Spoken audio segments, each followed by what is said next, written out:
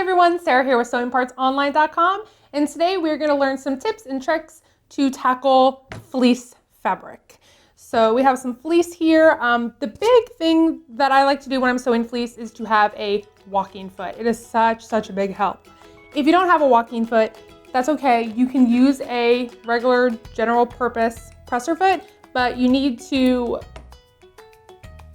pin your layers with some good straight pins or even some wonder clips. And that's because fleece has a tendency to shift on us. So when you're sewing multiple layers, the fleece is gonna move around underneath there. So either get a walking foot or use lots of pins and wonder clips. The second thing with fleece is to get yourself some lightweight stabilizer for a couple reasons. If you find that you're sewing fleece and your fleece hems are looking a little wonky, a little wavy, a little uneven, lightweight stabilizer will completely fix that. And that's because the fleece has a little bit of give to it.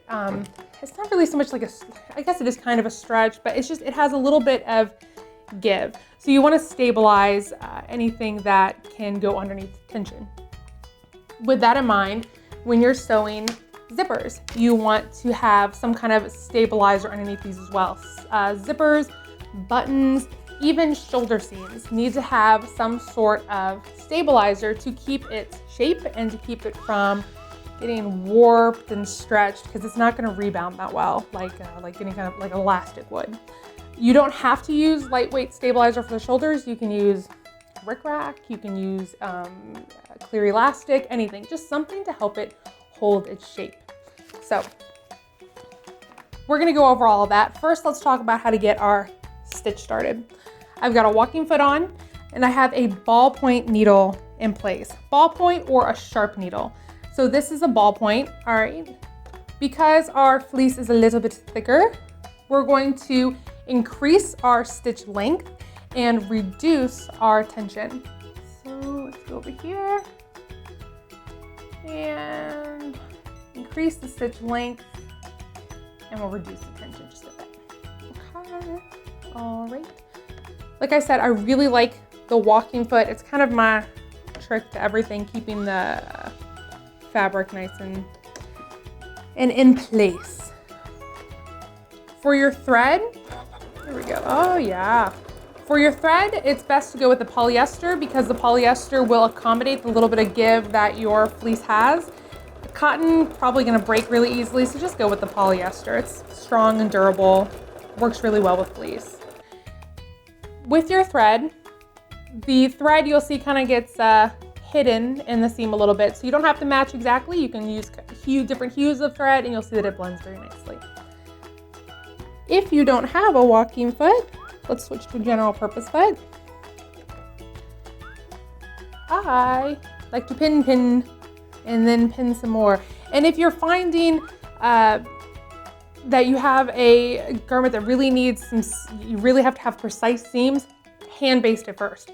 Hand baste, it's quick and easy, and it always helps. So you can use wonder clips, which are wonderful, as is in the name. Okay, or you can use long straight pins. I'm gonna use the long ones because obviously it's a little bit thicker, so you gotta have a nice long ones, okay? Put it underneath here, and once they're nice and secure, I can use my regular general purpose foot. Same thing, longer stitch, and lower the tension a little bit. Easy peasy. Now you've got yourself a seam, what do you do now? Well, like I said, this isn't gonna unravel, so you can leave it as is, or you can even use some pinking shears on it, whatever you wanna do. When it comes to ironing fleece, it's not really iron friendly. You can press fleece on a very low setting and with like a pressing cloth to protect the fabric. If you don't use a pressing cloth, you'll find that like this weird sheen kind of forms on top of the fabric.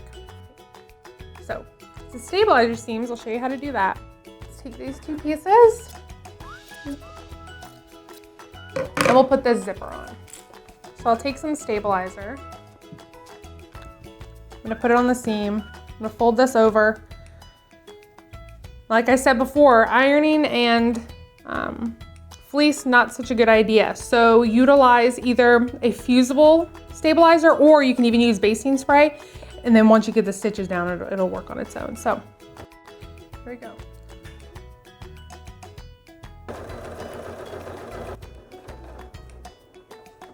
Now I'm gonna sew the zipper. Got the stabilizer in there. The basting spray is holding the fold in neatly. At the bottom, there's no stabilizer, and you'll see the difference.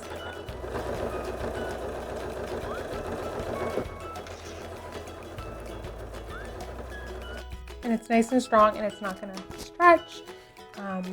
And it doesn't get any of that weird rippling, wavy thing. The stabilizer adds obviously some support. It makes it look a lot neater. On the bottom, there's no stabilizer, and it already just feels weak and like it's just gonna be a problem. So really, really recommend putting the stabilizer in. Also with buttons, clasps, if it's a waistband, anything, just put the stabilizer in there to really help secure whatever area it is that you're sewing. So I hope that this was helpful. I hope you feel more confident sewing fleece. If you have any comments or questions, be sure to leave them in the comment section below. If you want to come and hang out with our sewing community, visit us online at sewingpartsonline.com, on Facebook at facebook.com/sewingpartsonline, Twitter at sewingparts, Google+, Pinterest, Instagram, we're everywhere. And be sure to click that button below and subscribe for next week's sewing video.